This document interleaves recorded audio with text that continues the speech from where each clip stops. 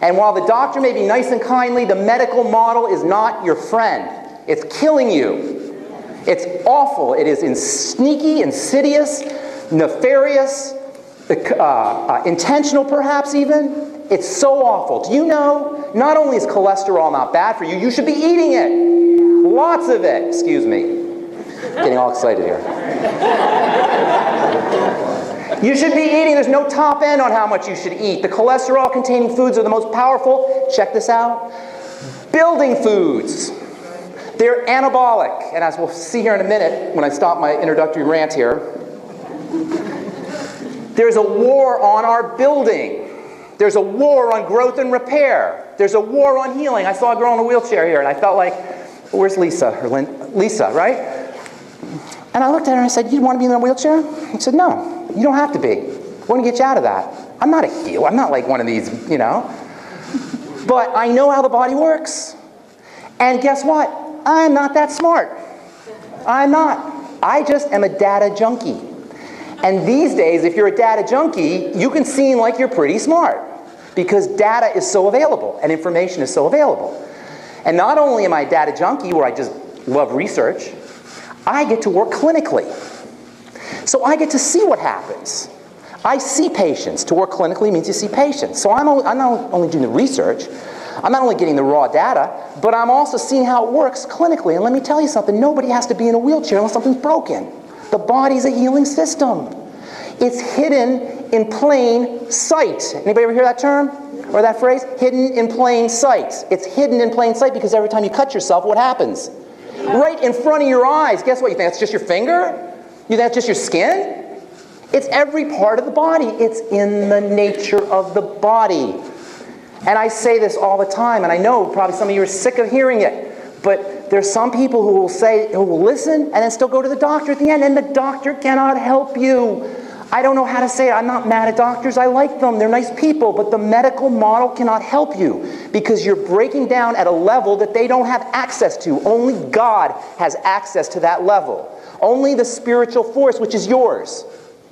That's the only thing that has access to that level where healing takes place. Do you understand this? That's why all a doctor can do is cut. And that's why and I don't mean a doctor. I don't want to beat up on doctors. Don't want to beat up on doctors. They're too easy. That's the low-hanging fruit. Any doctors here? They make it easy. They make it easy. They do make it easy. They make it easy to pick on them because the dumb things they say. Oh my God, the dumb things they say. The dumb things they say. But it's the medical model. It's the medical model is helpless at the level where healing and growth and regeneration take place. Thank you, MZ, so much. Thank you, Andrew. Thank you, Phyllis. Thank you, Al and Son. Thank you. I mean, I always forget to do this. I always end and I forget to thank. So I'm going to thank everybody right now. Thank you. Where's Dr. Wallach? Thank you wherever Dr. Wallach is. Thank you so much. That man is a genius. Okay? Genius. Prescient. A polymath. I don't know if he's here. Is Dr. Wallach here? He's a polymath. You know what a polymath is? He's somebody who brings a genius in many levels and brings them all together into one picture. And if you read his books, by the way, if you like to read, and I'm a book junkie, I'm a bibliophile from the word go, his books are amazing and they're easy to understand and they're accessible to anybody and you will become much smarter and much better able to handle yours and your family's health if you read his books. And they're easy reading. So anyway, so thank you everybody from the bottom of my heart and thank you all for being here. I love all of you and I appreciate all of you very much. And I can't tell you how much I appreciate the support. Thank you so much because this is a mission, people. This is a mission. And if you got the letters I got, you'd be on fire too. You'd be on fire too over the course of the last almost 17, 18 years that I've been doing this. Okay, so went to pharmacy school. I remember when you go to school, when you go to the enter into the first class, they want to do an interview with you. They want to see who's coming into the school. And I had long hair, and I was kind of on the edge, because I'm a hippie, I was skeptical too. I'm like you guys. And I said, I want to study food as medicine. And he thought that was the funniest thing he'd ever heard.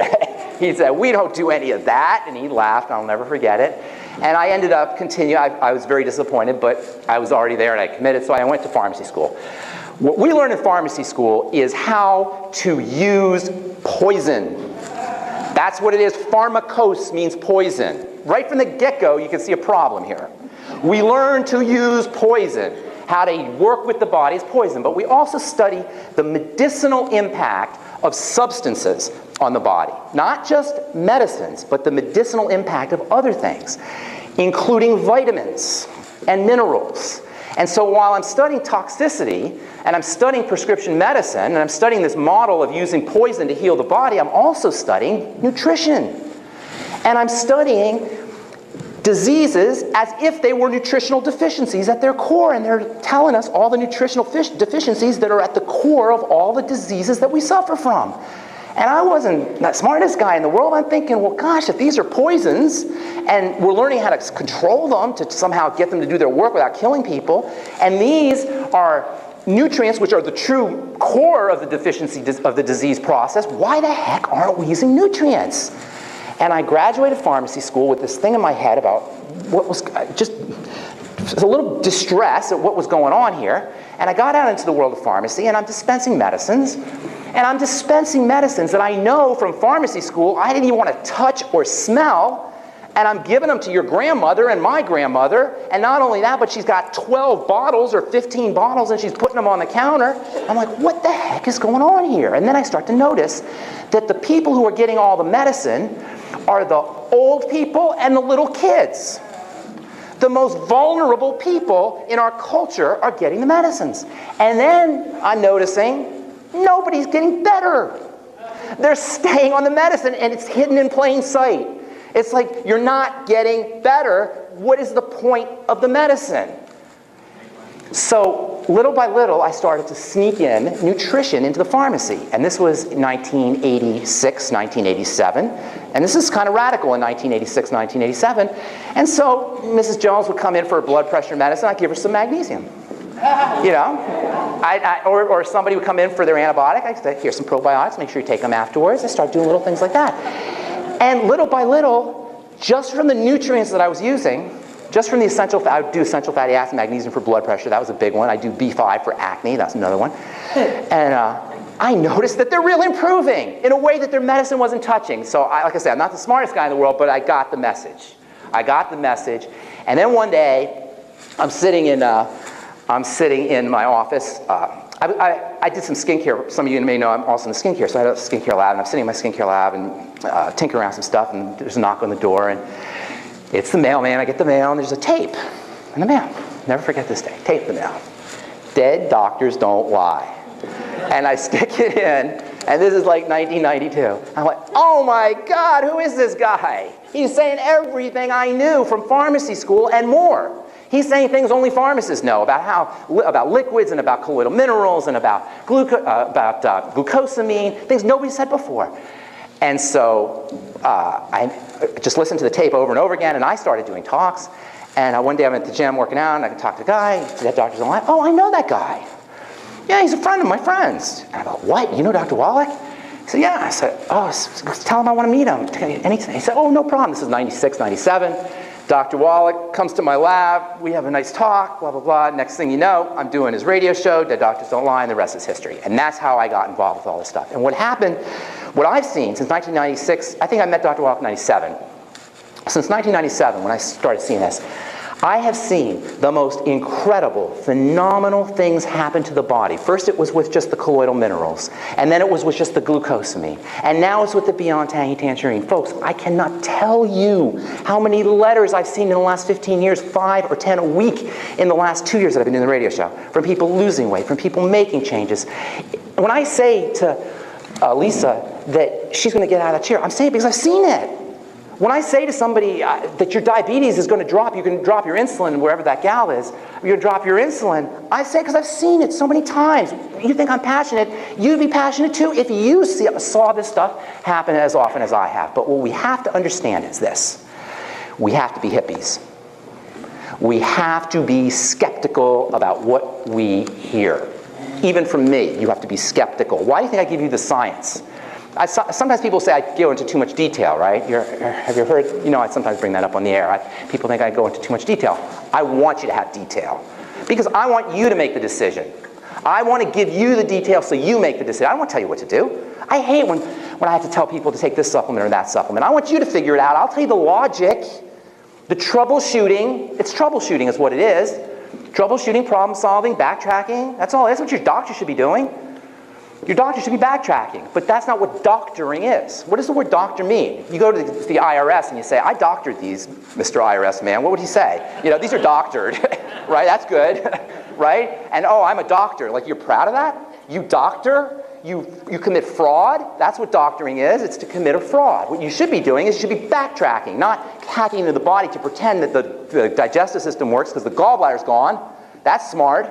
Of course you don't have any more gallbladder pain. You don't have a gallbladder. That's smart. You know? Oh, I got a headache. Don't touch my head. Don't, go touch my head. Okay? That's the same logic. Cancer, chemotherapy. Curing cancer, right? You are cancer. They're your cells. Well, of course, your chemotherapy is killing yourself. It's not what you do to take care of cancer. We're going to kill cancer. That's killing yourself. That's curing cancer. Now, I say this to you, and some of you may hear this, and you say, well, why didn't I think of it? That's the bottom line here. That's what I want to start off by talking about. We don't understand our bodies. And why? Well, it's one thing to not understand your car. I don't understand my car. I don't know what the heck's going on. Something's going on wrong in my engine. I don't know what the heck's going on. And that guy, I'm not a genius. That guy who fixes my car, that guy's a genius. My computer, the same way. The kid, 17 years old, he takes the thing out. What the hell is going on in there? Those wires and those circuits and everything. How am I going to make any? He just knows, pulls one out, puts the other one in, and that's a genius. What I'm talking about is how to understand something that is the most relevant and intimate and should be the easiest thing there is to understand, and that's our bodies. But how many of us in this room know what our gallbladder does? Pancreas, where vitamin C is absorbed. Liver, what a liver cell is. Anything. How many of us? Yet is there any more intimate or important? Is there? Help me. Is there? Is there anything more? No. No money, no job, no spouse, no girlfriend, nothing. If you are not healthy, nothing. There's not $1 billion and dying of cancer or broke and healthy. What would you rather be? Please, please, please. It's not even an argument, right? So if we're focusing on money, if we're focusing on spouses and on relationships and all these other things, and nothing is more important than our bodies, we're missing something here. And so we have to understand the basics. And so what I'm going to do for you guys here today is I'm going to tell you some of the basics. And there's so much to talk about. There's so much to talk about that is going to be the scratching of the surface. But my number one goal here is to get you fired up so that you want to start to work on your bodies yourself. And number two, it's to get you fired up so you want to start to participate in using a good nutritional supplement program. And how many of you guys are using the Youngevity products right now? Okay. Now, I know there's all this stuff to be skeptical about, multi-level and this and that, blah, blah, blah. First of all, there's no better, more egalitarian, democratic, fraternal business than you can be in than multi-level. Hidden in plain sight. It's obvious. It's obvious. So if you're interested in being in a business where you're with your friends and you're with your peers and you're with people who are like you need to be in a multi-level company. Now, if you have even a tiny little bit of understanding about nutrition, about the power of nutrition, then you want to be participating in a nutritional supplement program. If you don't have the desire or the drive to be in a nutritional supplement program, you are not participating in the data that's available to you.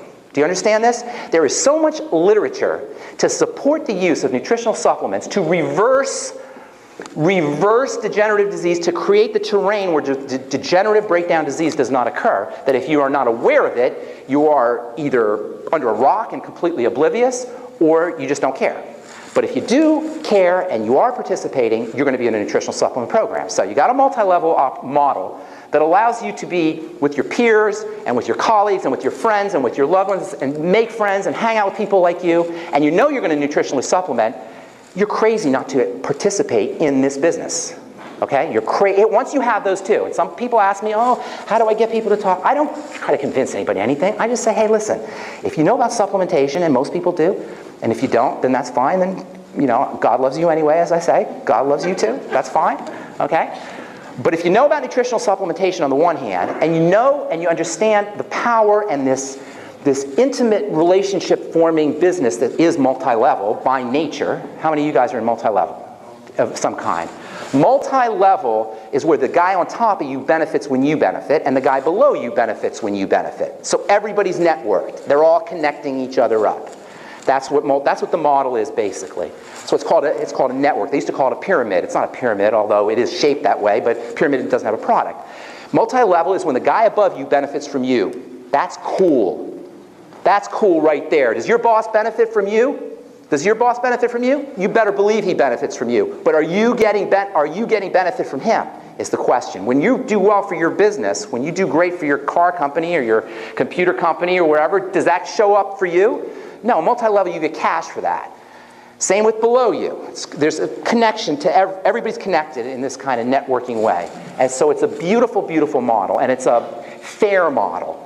And that's why in youngevity, why I like youngevity, is there's people who are average, regular people. Regular people. And regular people making 10 or 15 grand a month. Regular people. Nothing special, they're just nice, good people. So that's what I want to say about multi-level, and that's what I want to say about participating in a nutritional supplement program. But the reason I really want to talk, what I really want to talk about, I want to be clear though about the multi-level deal. Multi-level is awesome. Keep your ears open and keep your mind open. What we need to understand if we're going to take care of the body is the body doesn't break down in different ways. This is the most important thing that you can understand about how your body degenerates, really. And that's what we're talking about here is degenerative disease. Degenerative disease is diseases of breakdown. Okay? Diseases where the body decays, where it breaks down, where it degenerates. But the body's a regenerating system, so right away we know we have a problem. The body does not degenerate specifically, it degenerates generically. It degenerates and breaks down the same way whether you have MS or whether you have acne or whether you have psoriasis or whether you have hyperpigmentation or whether you have anything. It breaks down the same way. And while we think our flavor of disease, people get attached to their diseases, I've noticed. Some people are very attached to their age. I have this, and I have amyotrophic lateral sclerosis, and I have superintiva dental hyperhidrosis, or whatever that is. You know, I love the names they give people. I love the names. By the way, your diagnosis is not a disease. It's a label. It's a description. It means nothing except for a guy can go into a book and look it up and see how to treat you with it. That's all it means. The body breaks down generically, but yet if you go to the World Health Organization statistics, they'll tell you there's 12,000 different diseases. There is not 12,000 different diseases. There's basically one. You're breaking down. That's the disease. And it doesn't matter if it's in your thyroid, and it doesn't matter if it's in your heart, and it doesn't matter if it's in your head or your nerves or your bowels. It matters that it's breaking down. And this idea that we have to go over here and over here and over here, and you're like a little boy with his finger in the dike, and you're putting a hole here and here and here and here, and you're trying to plug up all these holes. It's just a way of obfuscating, of disempowering us. Disempowering us, of taking the power away from us and putting it into an authority that's external from you. You do not need an authority that's external for you once you understand how the body breaks down. Okay, now how does the body break down? Well, if we're going to understand how the body breaks down, we have to understand the body, right? Make sense? Well, just like the body, the disease state is not complicated, in a way the body's not complicated. There's only really two parts to your body. How do you like that? Only two parts to your body. Anybody ever hear me talk about raisin bread? Okay, what's raisin bread? Your body's like raisin bread. That's all it is, raisin bread. What are the two parts of your body? Or the two parts of raisin bread? What is it? Raisin and bread.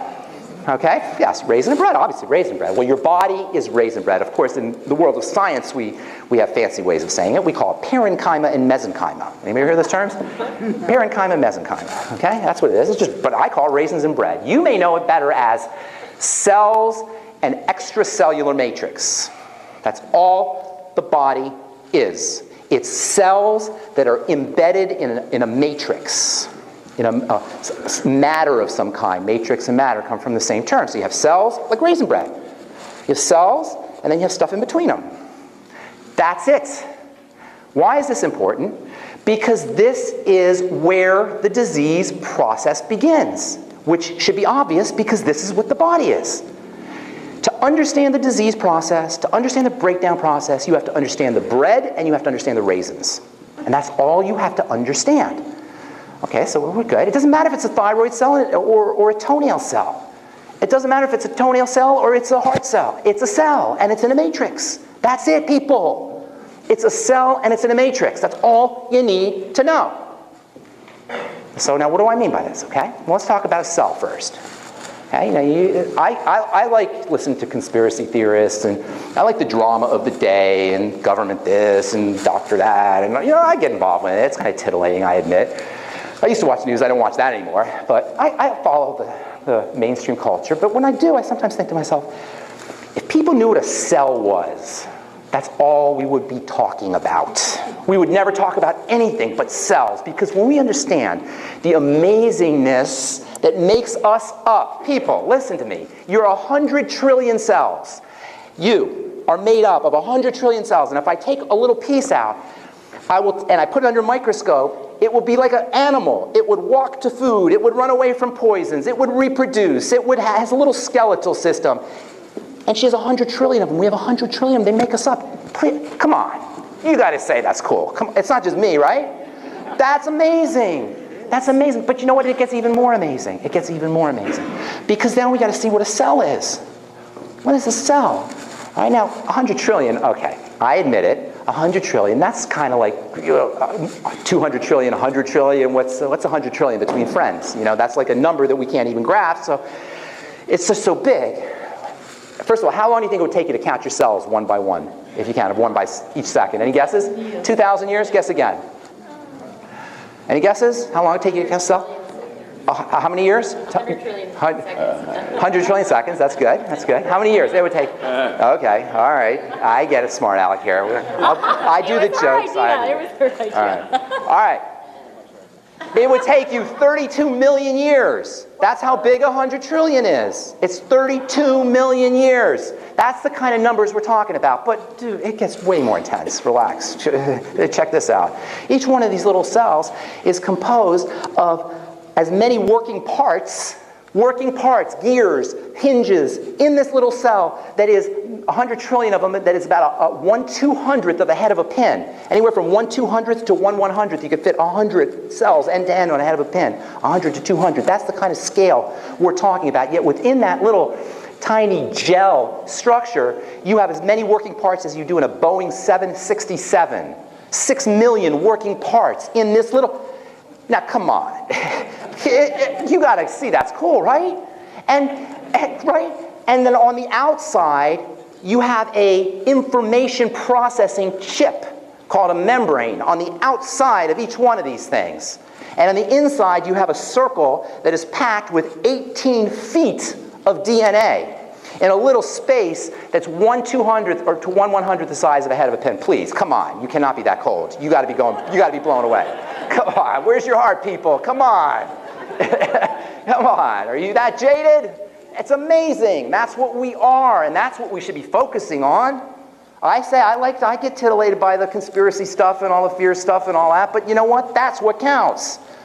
And when I say a doctor can't help you, I mean he can't help you at that level, because that cell is not stupid, and it isn't going to take what the doctor's giving or the medical model's giving. It has to be poisoned, and it has to be hacked, ripped out as in hacked, cut open is what I'm talking about.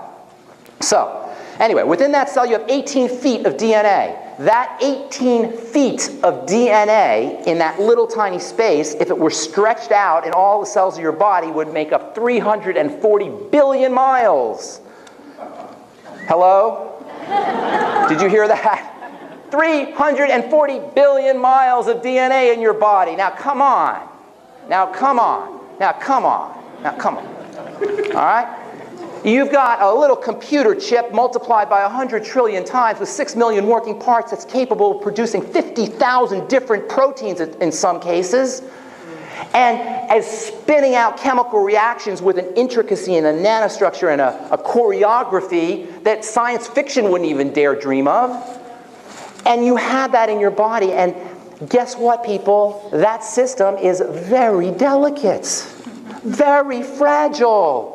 This is 6 million working parts spewing out thousands upon thousands of molecules per second. Per second. It's fragile. It's delicate. But that's not a problem because nature's perfect. The divine force is perfect. It has taken care of it for us. You need do nothing. How cool is that? You need do nothing. And if you don't believe me, if you think I'm just talking, go cut yourself and watch it heal. And that's exactly what you will be seeing. Cell division and growth and reproduction and repair and regeneration. That is your birthright. That is our birthright.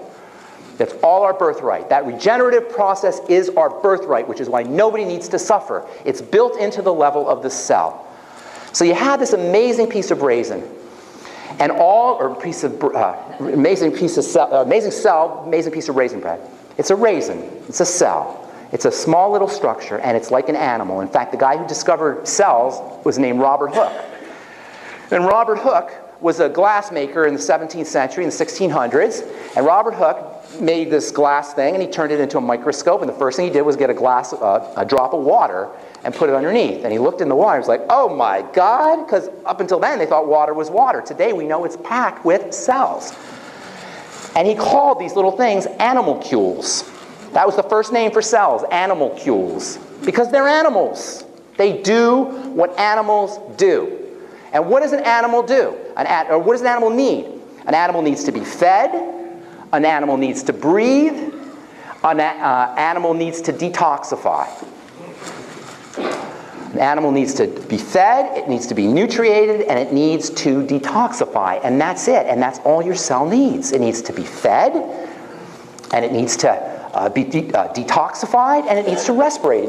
It needs to be oxygenated. And all disease is the end result of cell starvation, toxification, and suffocation.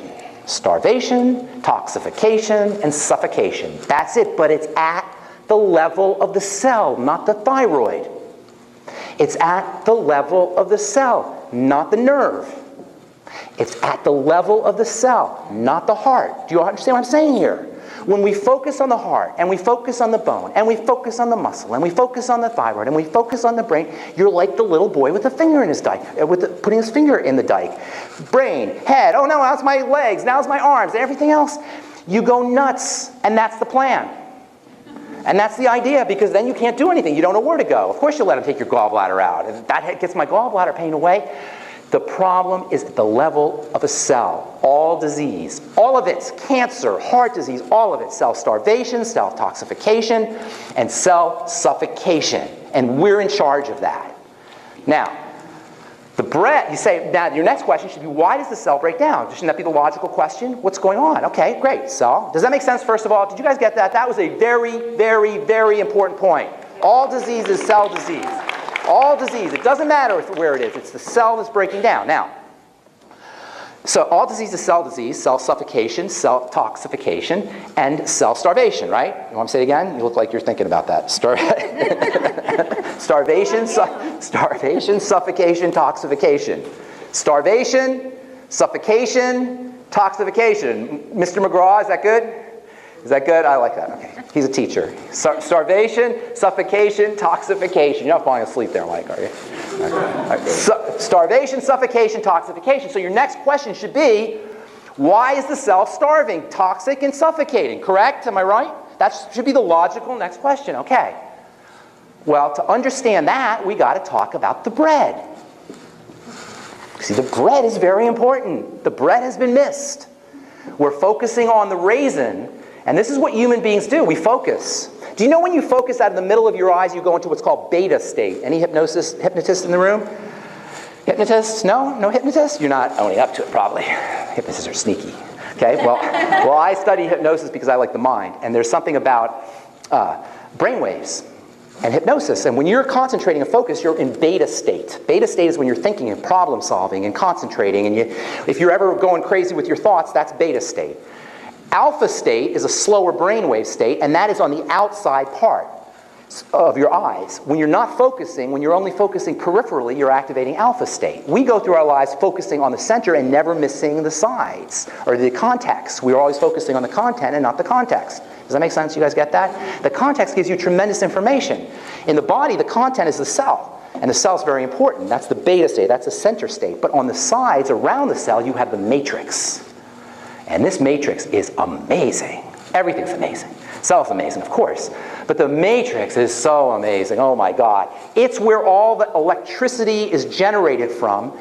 All the all the chemical energy and all the electrical energy is generated from to drive the stuff happening in a cell. In fact, it's really not even separate.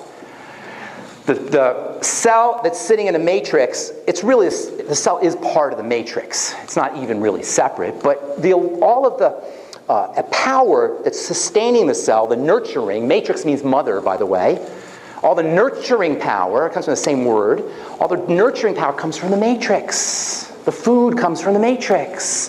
The hormones come from the matrix. The growth factors, are you picturing how this is happening here? You've got your raisins in here. Raisin bread doesn't do justice to it because they're inert, but this is happening dynamically in the body. So you have the cells, and they're being sustained, and they're being fed, and they're being breathed. Oxygen is coming in through the matrix. Are you with me? Are we okay here? Okay? And then the poisons are being drained. There's a little drainage system. The cell's doing its work really fast, really coordinated, really integrated, with an amazing intelligence, and it's producing wastes, and the wastes get drained out. And there's a little drainage system in the matrix. Please, come on. Are we okay? Is this cool? I mean, every time I even talk about it, I get blown away by this. You've got a drainage system that drains the waste away, and this is happening. Remember, this is happening 1/100th the size of the head of a pin, 1/200th the size of the head of a pin throughout your body. And so this stuff is being drained out, and everything's happy until something happens. Something happens. Because this is a perfect system. This is a perfect system until something happens. And you know what that something is called? We are conceived. That's when that happens. When it all begins to go wrong is when we're conceived. Now, I'm being a little facetious, but it's when we're born, but for some people, it's in the womb. We begin to break down for many people prenatally, and for most people as soon as we're born. Because you see, something happens when we're born that it almost is like a mistake. Nature doesn't make mistakes, but something happens when we're born. You see, when we're born, we are born premature. We are born premature. Human beings have big heads. So we come out of the womb early. And because we come out of the womb early, nature has set up a system where we will mature, where she will mature, our body, through things that will come in through the diet. We come out with our digestive system and our immune system specifically immature. Mothers know this for your babies. They all have some kind of digestive things going on. Most babies have digestive things going on. Colic, for example. So when we come out of the womb, what's supposed to happen is you get bathed in this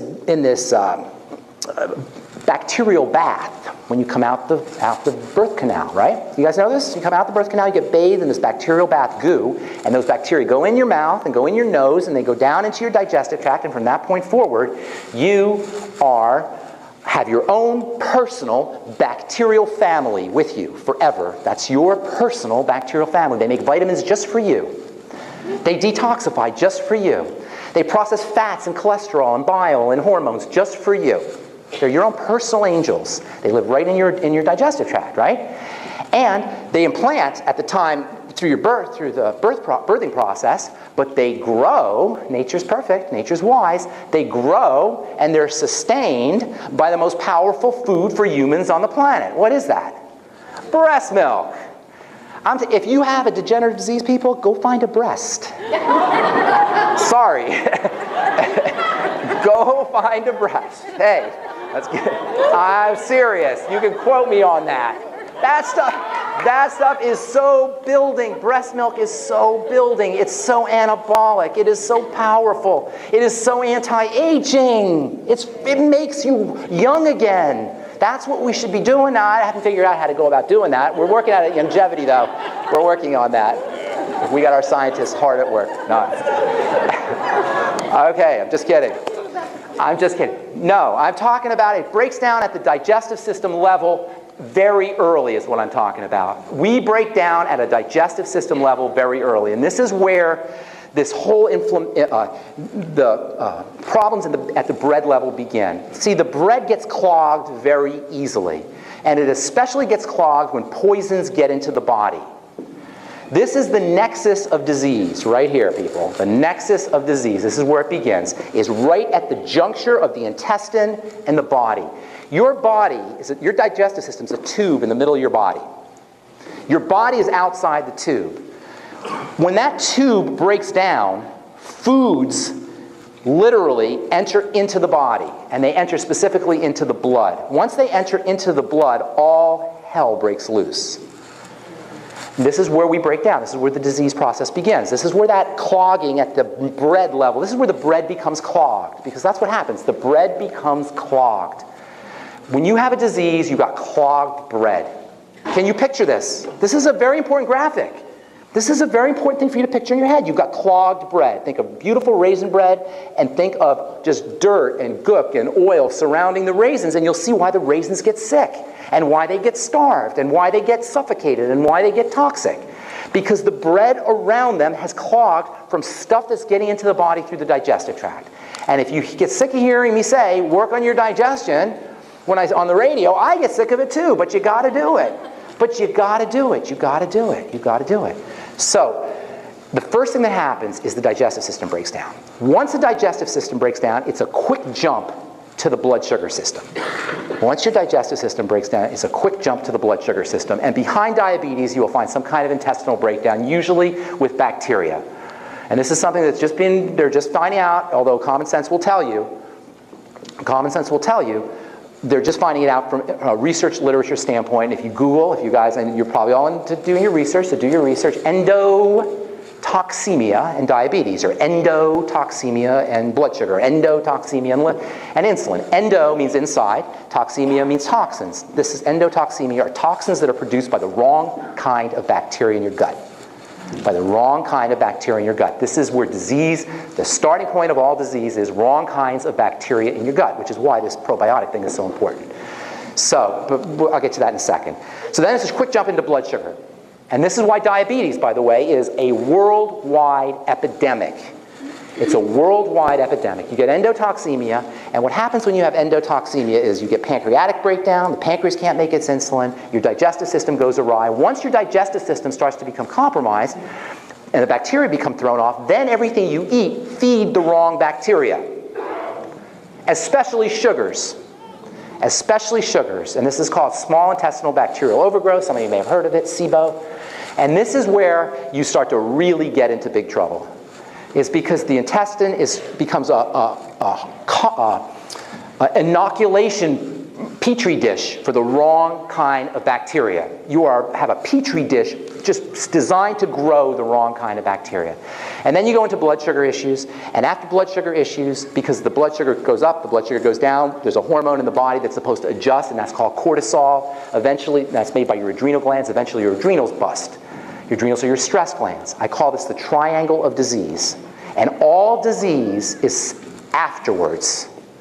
All disease is after this triad of digestive breakdown, blood sugar breakdown, and then adrenal, I should tell you, thyroid breakdown, because there's a relationship between the adrenals and the thyroid. The adrenals give you get up and go. You ever see the old movies or the old caricature where the old lady picks up the car off the kid, right? You know that whole, anybody ever seen those? That kind of myth that's out there? Well, that's adrenaline that gives you that power. Your adrenal glands give you turbo energy. And they're only supposed to run turbo. They're not supposed to run all the time, but for many of us, they run all the time. Your thyroid, and women, listen up, because hypothyroidism is like an epidemic, especially for women, but also for men. The adrenal glands are your emergency energy glands. Your thyroid is your regular energy gland. And the fastest way to shut down your thyroid is to be hyperadrenal. The fastest way to shut down your thyroid, because your thyroid will compensate. So if you are hypothyroid, if they've been told you got hypothyroidism, you need to focus on the adrenals and then the blood sugar and the digestive system, the whole triangle, really. And hypothyroidism is the jumping off point to everything. Behind all disease, you will find hypothyroidism, secondary to adrenal, blood sugar, and digestive. And that's the triangle of disease. Now, the point is that if you focus on the triangle everything else will take care of itself. Your heart will take care of itself. Your MS will take care of itself. Your autoimmune disease will take care of itself.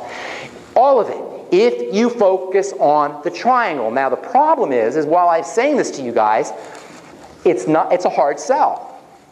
It's not. You'll be like, but my bones. What about my bones? And I know because that's how people say it. They say that to me, but my bones, but my muscles, but my gland.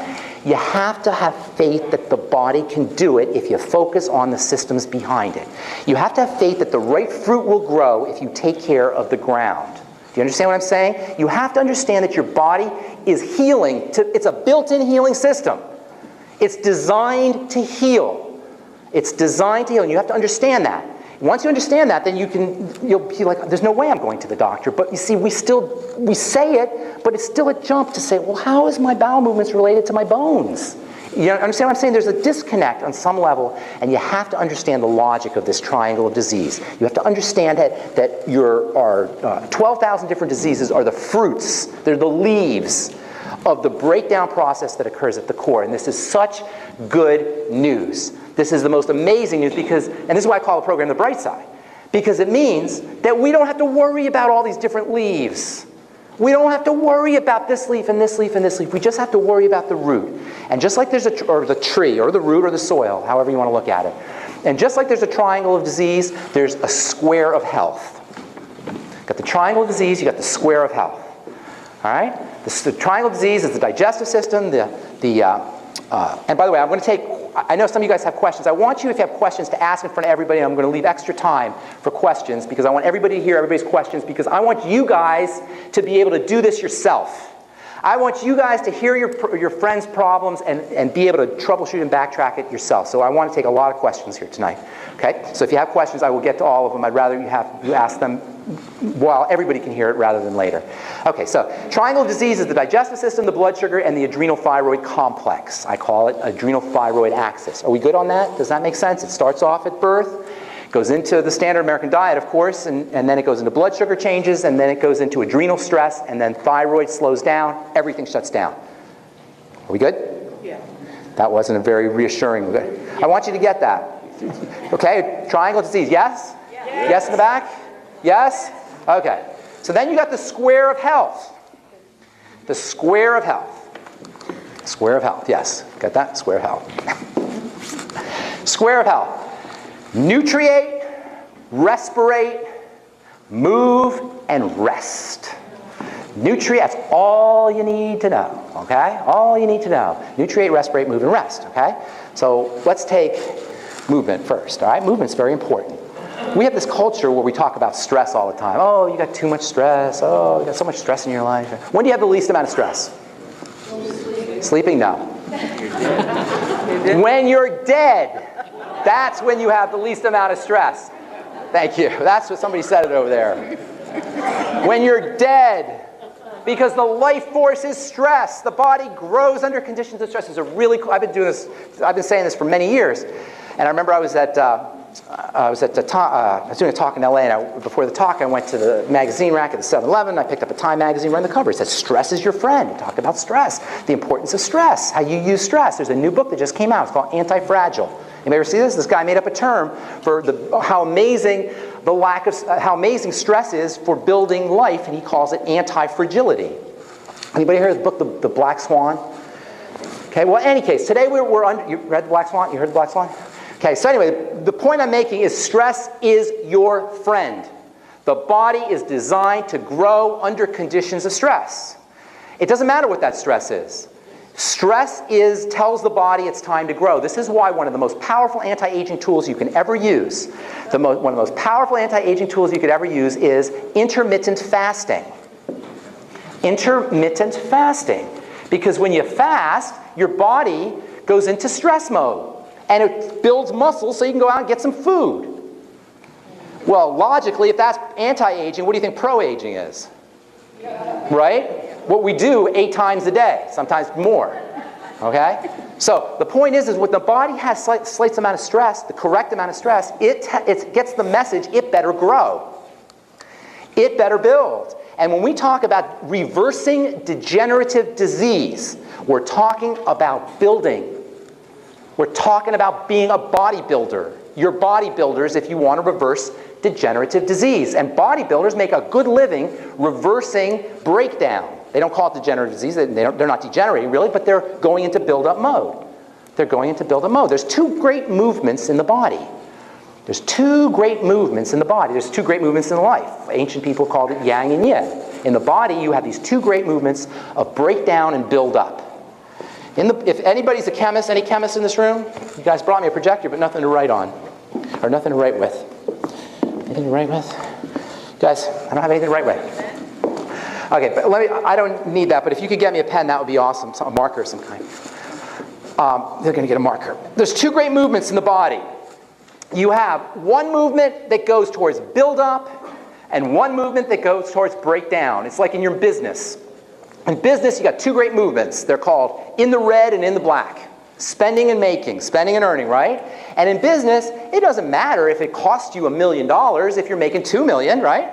What matters? Bottom line. That's what matters. You're always spending in business. You're always making in business. What matters is the bottom line. Body's the same way. It's always spending. That's breaking down. That's how, when the body breaks down, it's spending, really. It's releasing energy.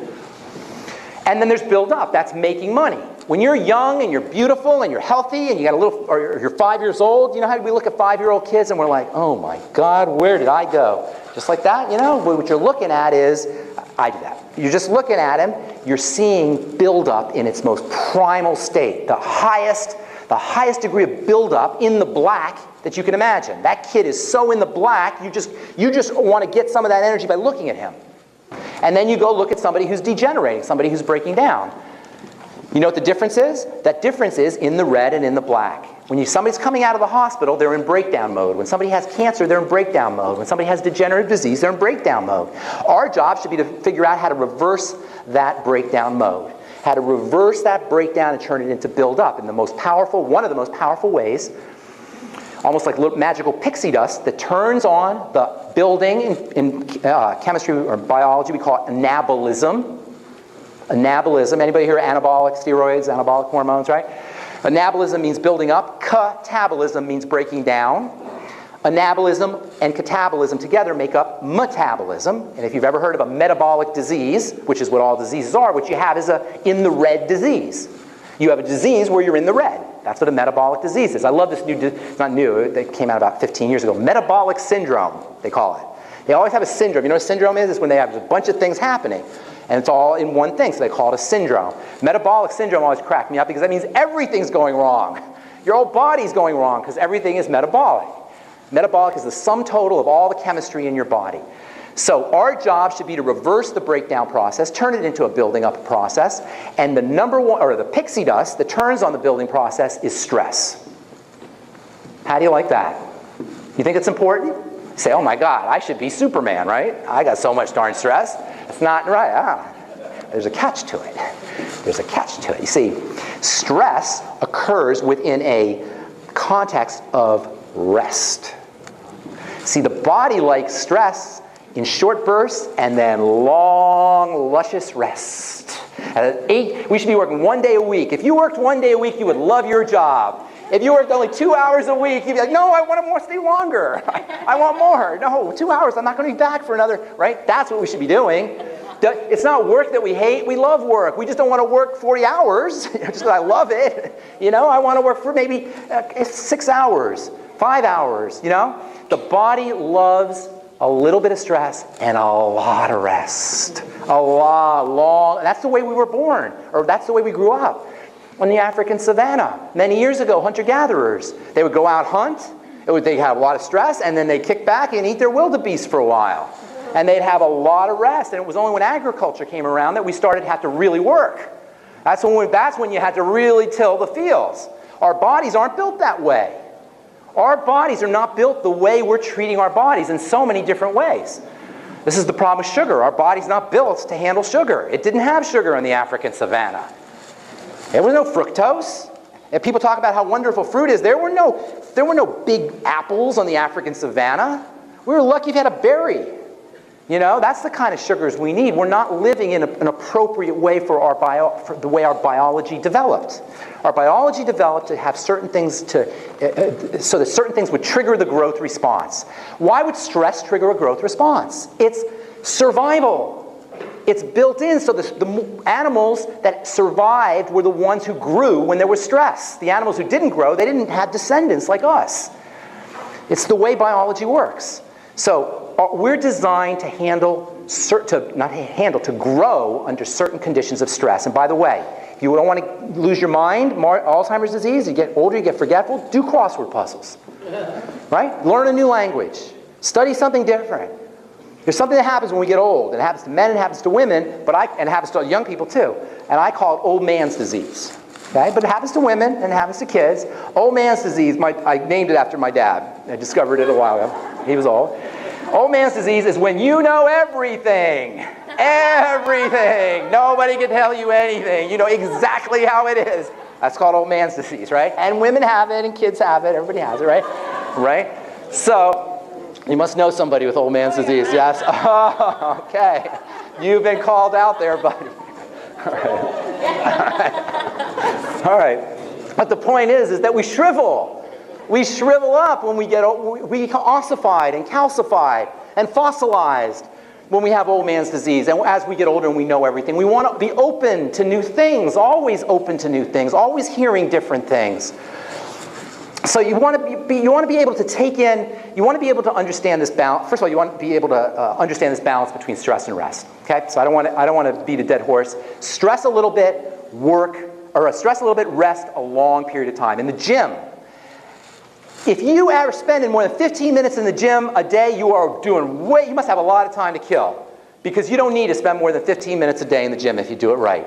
If you're doing sit-ups and you're doing 200 sit-ups, you're doing them the wrong way, because if I show you how to do sit-ups, you won't even be able to do 2.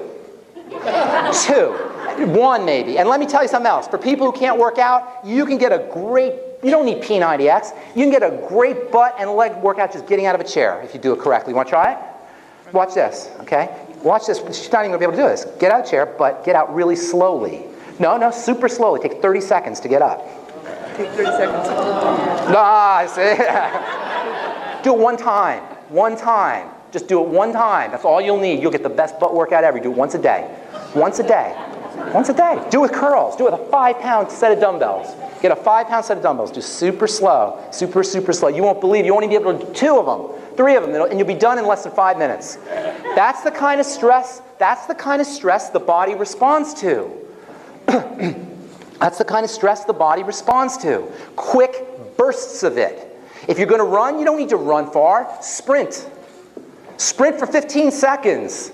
Watch what happens. That's the kind of workout that you want to do. Are you laughing at me or with me? I can't tell. With me, okay, good. That's the kind of stress that you want. Quick burst of stress followed by long rest. Okay, so remember, it's 4 parts. Rest, we don't need any help with rest. Although maybe we do. Maybe we do, unfortunately, need some help with rest, right? All right, maybe this is a good thing to mention real quickly. Degenerative disease is a manifestation, a visible manifestation of breakdown, an accelerated breakdown, spending more than you're making. You're in the red, right? But what is it that causes it? I talked about the food getting into the body. It's all a defensive reaction. Our bodies are in emergency mode. We have 2 modes. There's lots of pairs of modes of being. One is relaxation and rest, but one is build up and break down. Another one is relaxation and rest, or stress and relaxation. Relaxation tells the body to grow. Relaxation tells the body it's safe. If we're going to have a degenerative disease, your job is to tell the body it's safe, like it was a baby. Like it was a baby. Now you can talk to it. You certainly can talk to your body. But when I say to tell the body you're safe, I'm talking about chemically. To create a chemical terrain where the body is safe. It's told it's safe. Does this make sense? The brain is constantly reading the blood. Your brain is a dumbass. Okay? It's in your skull. It doesn't know what's happening. It's in your skull. And it's reading the blood to determine what's happening. That's how it knows what's happening. The blood is going through and it's reading the chemistry.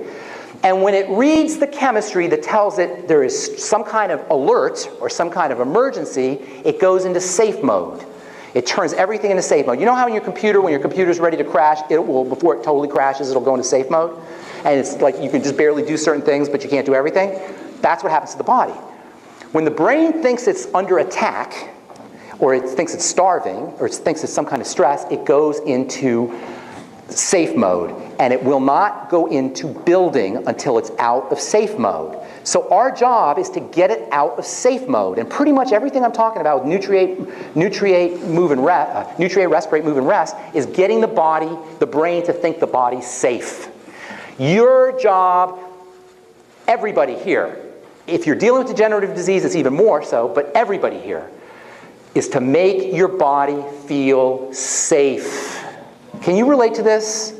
When you have high blood pressure, this is your body in an emergency mode. When you have blood clotting, this is a classic sign of a body under attack. When you have inflammation of any kind, you are witnessing the Defense Department trying to protect the body. And under these conditions, the body will not grow. Under these conditions, the body will not repair. And under these conditions, our birthright of regeneration will not occur. When the body is under attack.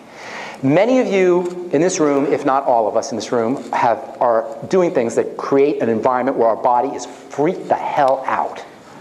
All right? Do you guys get this? Freaked out. Freaked out. And I can tell by looking, but you guys are in it and you know. If you have high blood pressure, your body is freaking out. This is why nutrient, respirate, move, and rest work so well. They tell the body it is safe. It is safe. So when you take rest, and I said, I'm telling you this because of the rest period, we really have to know how to rest. How ironic. We really need to know how to rest. You want to know how to rest correctly? Go look at your baby when he's sleeping. That's how you rest. You want to know how to breathe correctly? Watch your baby when he's sleeping. Babies, those innocent, they have no idea what awaits them in the world. Right? They are still oblivious. That's why we love babies. They're still oblivious. Well, we have to learn to rest like a baby. And one of the most important things is breathing. And it's the simplest thing. It is so simple to breathe, but you turn on the body's relaxation response with the breath. It's called the parasympathetic nervous system. You have two nervous systems. Remember, there's two great movements in the body at all times. You've got stress and you've got rest. You've got breakdown and you've got build up. You have a parasympathetic and you have a sympathetic nervous system.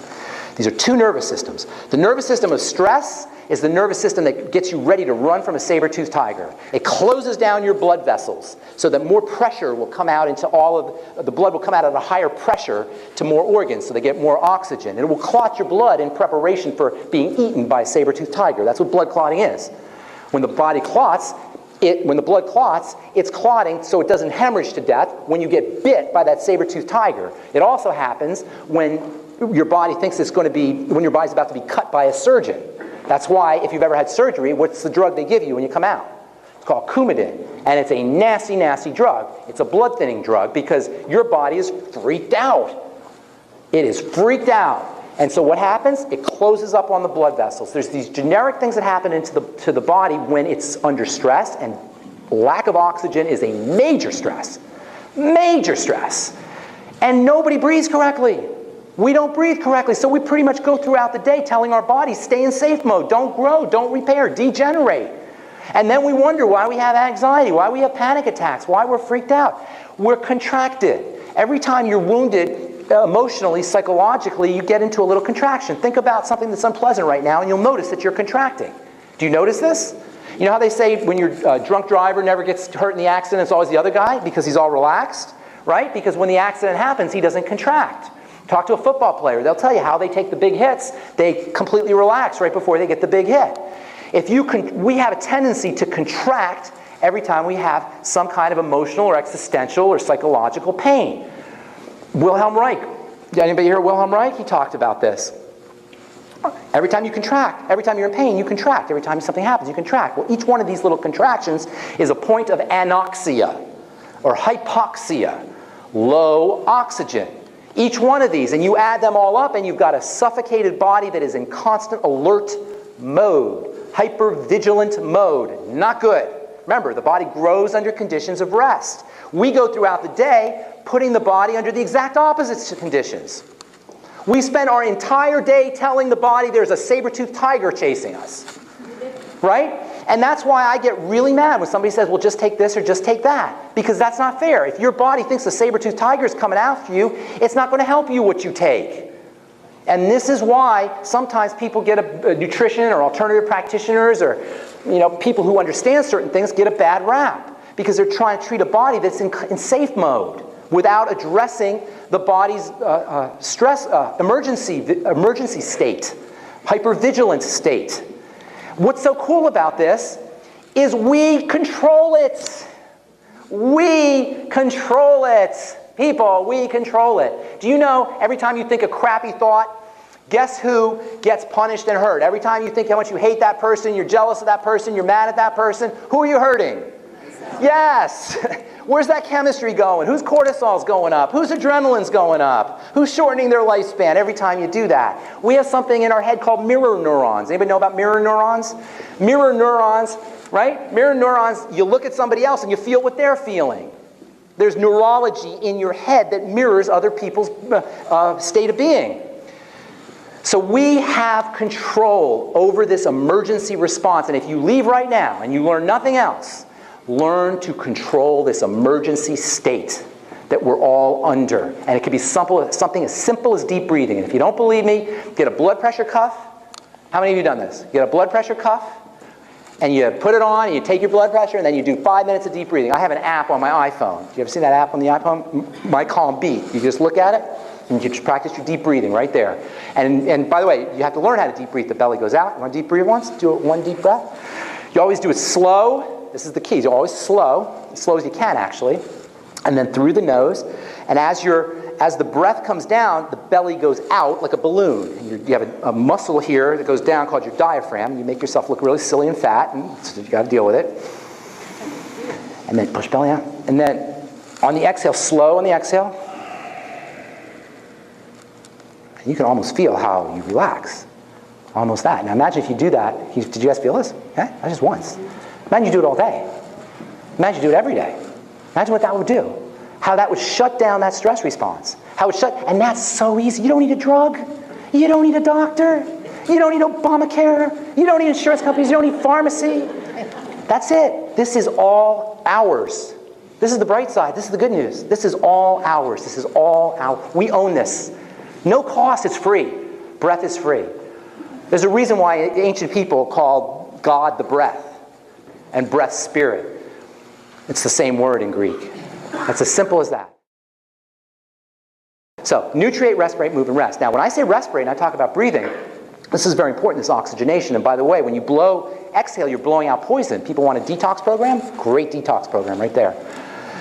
So you got nutriate, respirate, move, and rest. But in terms of oxygenation, we're talking about at the cell level. And this is very important. And this will get us into the fourth point on the square. And that is the idea that when we're talking about oxygenation, when we're talking about respiration, we're talking about oxygenation. What does oxygen do? What does it do? What do? You have a fire. If you want to make that fire hotter, what do? You add what? Oxygen, right? Right? Well, you know how they make steel? Anybody know the story about how they make steel? They figured out a way to super oxygenate the fire. So it gets super, super hot. And a guy named Remington, I think, was the guy who developed this process for creating a super oxygenated fire so it could heat iron and turn it into steel. In any case, oxygen makes things burn. It doesn't burn, by the way. It makes things burn. And your cells have figured out how to use oxygen. It's actually not even your cells. It's little structures inside your cells. Anybody know what these little structures are called? Remember that little tiny thing we call a cell that was 1/100th or 1/200th the size of a head of a pin? Well, inside of it, this little thing, there are 100, sometimes 1,000 or more little structures that burn oxygen like your fireplace burns oxygen or like your engine burns oxygen, except it doesn't burn this kind of oxygen. It burns atoms of oxygen. Yes, they're called mitochondria, exactly. They're called mitochondria, and the mitochondria burn atoms of oxygen. So every time you breathe, oxygen filters its way through the blood and through the lymph and on red blood cells, and it rides on red blood cells and is distributed in a little drop of oxygen, a little molecule of oxygen, and the cell is a magnet. This is creating an electrical current, and it goes, pulls in the oxygen. And then the oxygen goes into the cell, and then it goes into the mitochondria. I'm not even going to tell you what happens in there. Holy moly. Google electron transport. Google YouTube electron transport if you really want to get a kick out of what the body's like. Electron transport. That's amazing stuff right there. In any case, the mitochondria burn the oxygen. But under conditions of lack of oxygen, it can't happen that way, and it has to go into a secondary source of energy production, and that is sugar. We call that kind of cell, by the way, a cancer cell. Cancer cell is a cell that has not gotten oxygenated for so long, it knows how to burn sugar. So when I talk about respiration, I'm talking about not just respiration through the big picture, I'm talking about cellular respiration. And that's really what's happening as you breathe, is you're feeding cells oxygen. Because remember, all disease is cell disease. And what happens to cells is they suffocate, they become toxic, and they become starved. And so when you breathe, you're taking care of the suffocation, hopefully. So if you want to do nothing else but take care of your health, practice deep breathing. Oxygenate your cells. Now, the second thing, the last point on our square is nutriate. And before I get into nutriate, I do have to say that in the healing world, and I say this periodically, but I don't say it anywhere near enough, in the world of health, in the world of wellness, it's multi-dimensional. Health and wellness are spiritual, mental, emotional, and physical, in that order. Spiritual, mental, emotional, physical. And the way I look at it is crisis is spiritual crisis. Health crisis is spiritual crisis.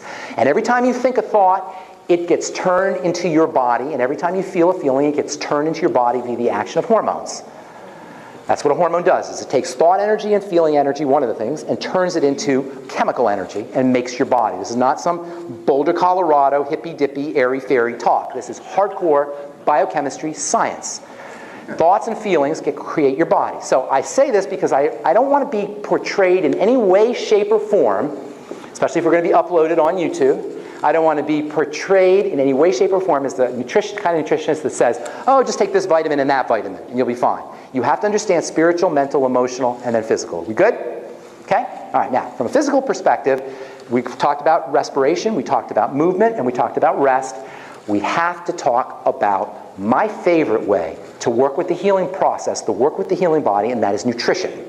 Now, to this day, I am blown away by people who say to me, oh, I don't believe in that nutrition stuff. I have a guy upstairs, he's a doctor, lives upstairs from me, and he says, oh, are you still, I told him about nutrition, is that vitamins and stuff? And this is the doctor saying this to me, okay? We still don't get the fundamental point about nutrition.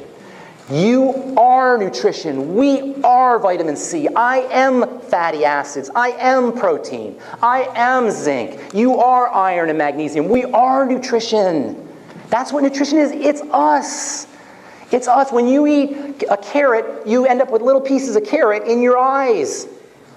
When you take supplements, you wear them on your skin. They're in your skin. They're stored. They go through your digestive tract. They go in your skin. You are nutrition. How should this be a hard sell to anybody?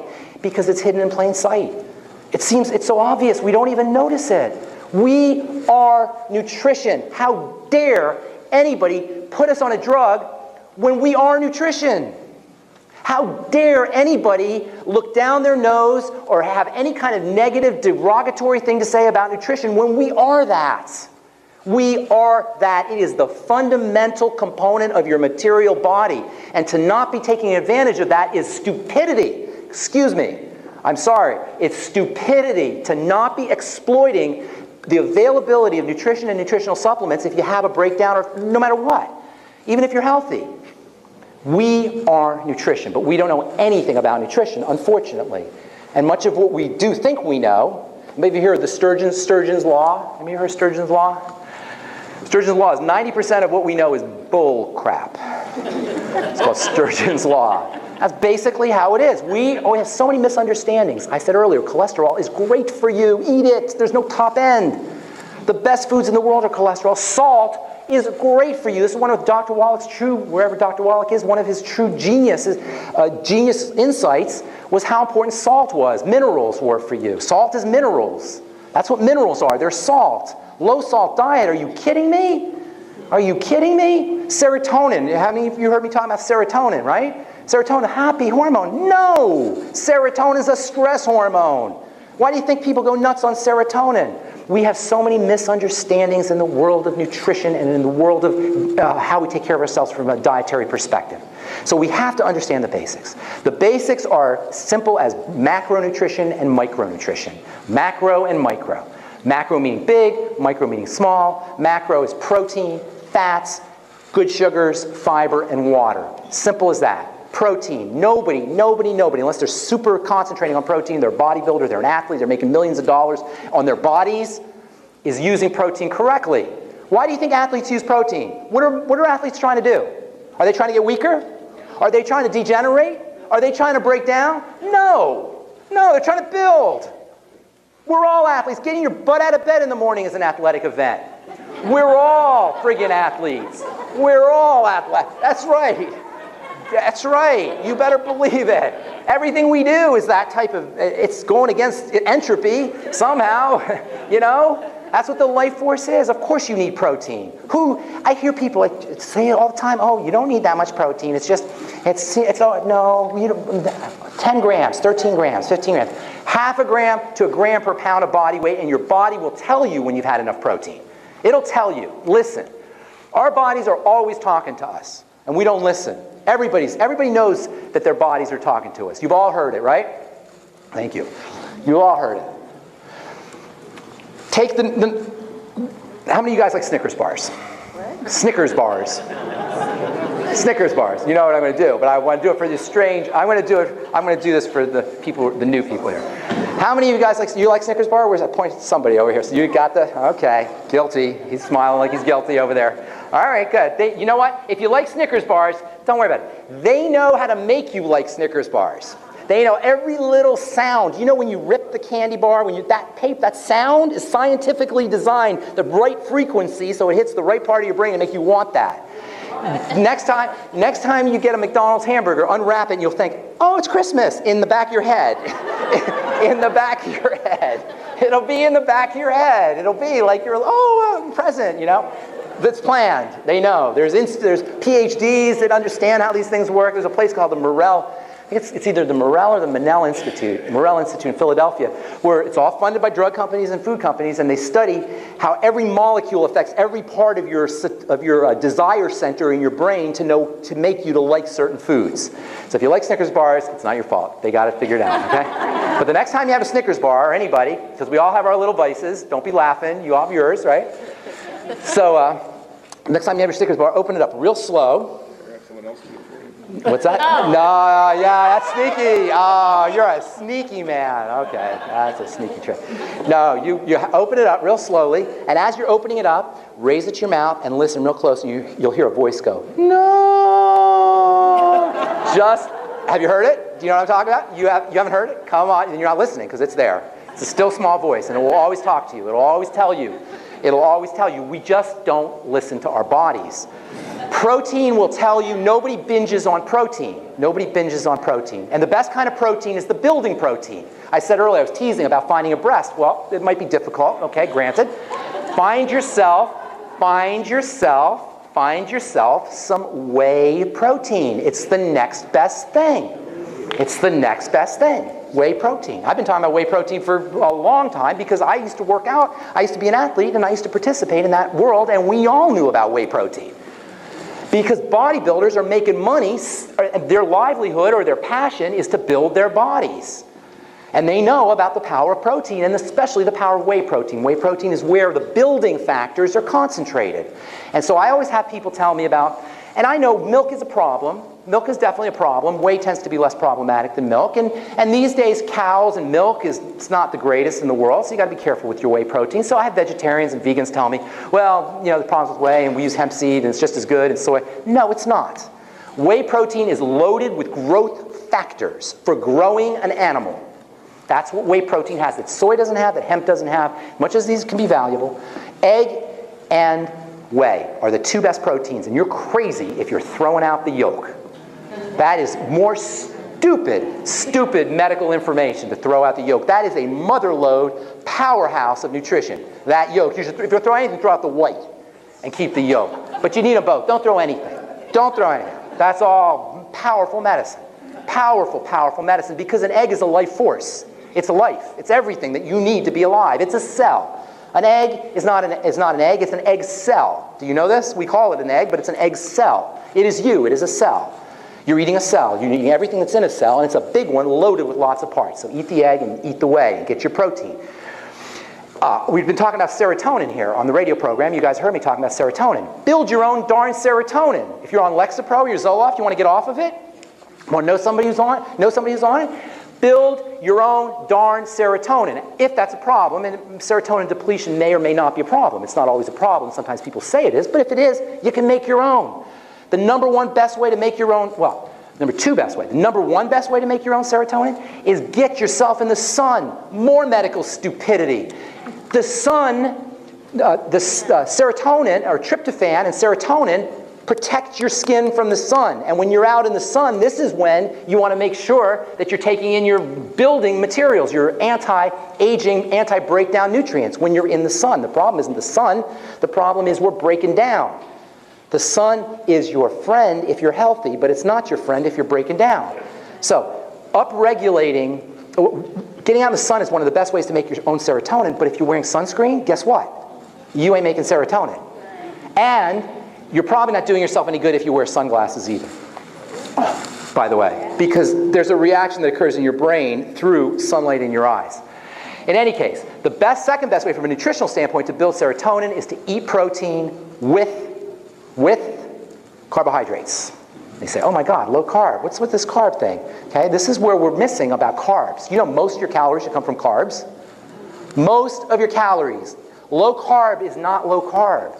Low carb is low refined carb. Do not throw out the baby with the bathwater when it comes to carbs.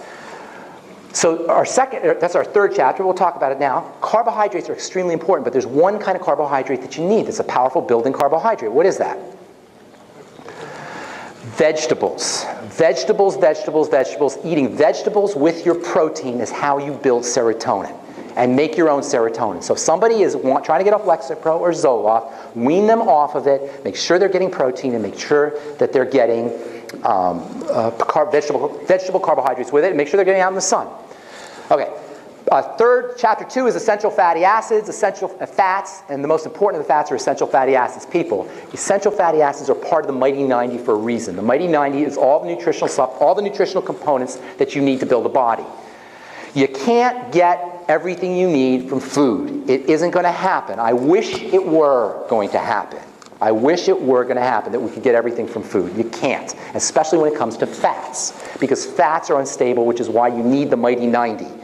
Which is why if you have a degenerative disease and you haven't given the Mighty 90 a chance, you're missing one of the most powerful, powerful healing modalities that you will ever interact with that drugs cannot even come close to touching. We'll talk about that in a second, but one of the most important components is something called essential fatty acids.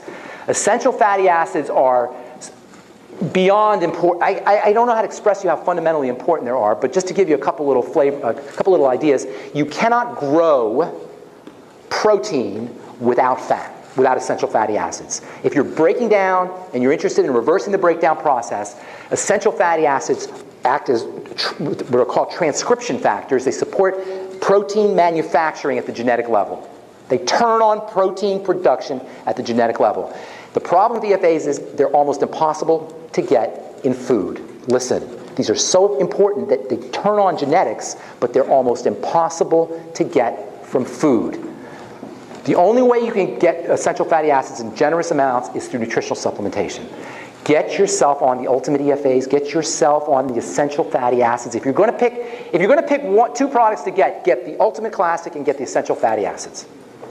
That's how fundamental essential fats. And you can tell how deficient you are in essential fats by how much you crave fatty food. Fatty food craving is your body's cry for essential fatty acids. Now, if you don't believe me, and you should all be hippies here. You all should want to be skeptical. Okay? Go get yourself a bunch of essential fatty acids. Go get some ultimate EFAs and swallow 30 pills. It won't hurt you. It'll be good for you. 30 of them. All right? And then see if any fatty food tastes good to you after that. Think if French fries will sound good to you after that. They won't. Because once you've reached a certain amount of fat, chemistry will be triggered in your brain that will shut down fat drives. And this is how you want to diet. You don't want to struggle. Look, I hate willpower. I have none. Zero willpower. You shouldn't need willpower. Willpower is like there's a battle going on, right? There's this fight. Oh, I have to have it. No, I can't. Oh my God, I gotta have. No, I can't. Yeah, that's not a good situation. You want to hit your brain's satiety centers. You want to hit your brain's turn-off centers.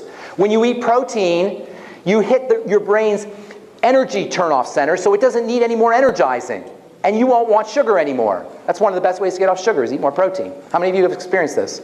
Okay. Everybody, try it. Eat. This is shown experimentally. When animals have enough protein, they don't eat sugar. You hit your brain satiety center. Fats are the same way.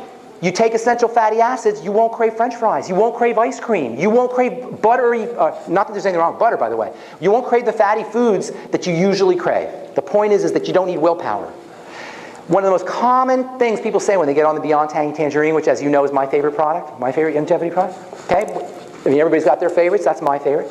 My favorite thing about it is people lose weight without even trying. I hear this all the time. I didn't even try to lose weight. I just wasn't hungry. I just didn't need to eat, because once your body has enough nutrients, it's not going to go send you out on a one-pointed hunt for food, which is what most of us live like, right? On a one-pointed hunt for food, because our bodies aren't really looking for food. They're looking for nutrition. Our bodies are sending us out for nutrients. Once you get enough protein, you're not going to crave sugar, and that means bread and pasta and cereal, by the way. And once you get enough essential fatty acids, you won't crave fat. The fourth of the macronutrients is fiber. Grind your own, make your own fiber, get a Vitamix, make vegetable juice, vegetable soup, grind flax seeds, eat veggies, get fiber. You want about 4 tablespoons a day. Anywhere from 2 to 4 tablespoons a day. The bigger the stools, the smaller the hospitals. I didn't make that up. That's a famous nutritional saying. I did not make that up. We're all adults here. You know, big, you want them big, shaped like your intestine, right? That's how you want them. And it's one of the first things you'll notice once you start to get enough fiber. And then water. Water is extremely important for several reasons that we don't talk about. Number one, the chemistry in your body happens in a milieu of water. Water is a matrix for all the chemistry to happen in your body. Water is also important for diluting blood sugar. For diabetics, or for pre-diabetics, and we're all pre-diabetic, water helps dilute blood sugar. If you're diabetic first thing in the morning, it's amazing. Then you come to micronutrients, and this is where supplementation becomes so important, because we have done such a number on our food chain, from the soil on upwards, that you cannot get what you need from the foods. And I wish you could. This is where Dr. Wallach, God love him, he was one of the first guys to notice it. How are we doing for time, by the way? I want to take some questions. So, are we okay for time? What time you got? Anybody got my help yet? Oh, there's a clock up there. Okay, good. Okay, this is where Dr. Wallach, was Dr. Wallach's genius, is he knew that in his background as an animal person, as a vet working with animals, he knew that there were nutritional deficiency diseases that were occurring in animals that had analogs in people, that people had versions of. So that people had animals had versions of nerve diseases. Animals had versions of bone diseases that we have. And he knew in the animal world they gave them nutrients. What is it that the animals were getting that we're not getting in our food? Nutrients. We're not getting nutrients in our food because processing foods, unprocessed foods, are the enemy of the food chain. Businesses need food that lasts. Yeah, have you guys noticed that there's no Sprouts around? That you can't get Sprouts in Whole Foods anymore? Do anybody notice this? You can't get Sprouts in Whole Foods? Nobody's noticed? You don't eat Sprouts? Yep. Sprouts are amazing, but you can't get them anymore. They're not in restaurants, they're not in Whole Foods. You know why? They're hard to find. You get them here? Maybe because they're fresh. In Colorado, we can't get them. Whole Foods stopped carrying them, and because Sprouts are so loaded, they're so packed with nutritional value that everything likes them. Yeast like them, and bacteria like them, and funguses like them, and they don't last. They're perishable. Anytime a food is valuable, it's perishable. Any time a food is valuable, it's perishable, it dies. Because value is proportional, or is directly proportional to energy. So anytime something is a high energy system that's a valuable nutritional food, it can die easily. It can break down easily, and the best foods don't last. In the Bible, they said, we'll get you the manna every day. Don't worry about it. Now, what the Jews didn't know that. They kept on. What happened to it? What happened to the manna? It got bad. It got rotten. It got wormy. That's the lesson, is the good stuff is perishable. The good stuff has to be fresh. But we have a food chain, a food distribution system that is the antithesis of that. It can't make money on food that dies. It can't store it, it can't ship it, it can't keep it on the shelves. So they depend on food that is dead, which is why you don't want to participate in that kind of food. It's dead food. And I wish we could get everything we needed from the 4 food groups. I wish we lived in the Garden of Eden. I don't even like that I have to supplement, but you got to supplement if you're going to have access to these kinds of nutrients to the degree that you need to. In the density that you need to, in the nutritional density that you need to. And this is why supplementation is so important.